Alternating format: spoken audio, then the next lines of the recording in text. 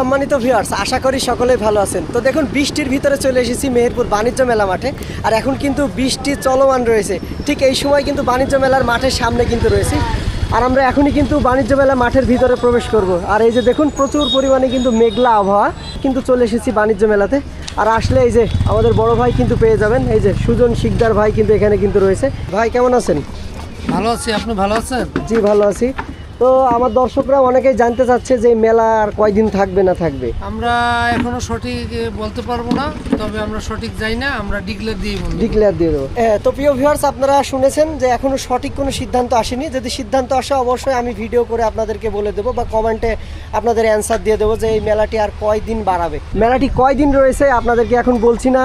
অবশ্যই মেলার কিছু দিন হয়তো এক্সটেন্ড হবে, বা সময় কিন্তু বাড়াইছে। তো যারা এখনও মেলায় আসেননি অবশ্যই চলে আসবেন মেহেরপুর বাণিজ্য মেলা মাঠে।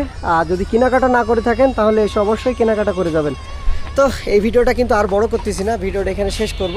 ভিডিওটা যদি ভালো লাগে অবশ্যই লাইক কমেন্ট শেয়ার করবেন। আর নতুন ভিডিও দেখতে অবশ্যই আমার পেজটি ফলো দিয়ে রাখবেন।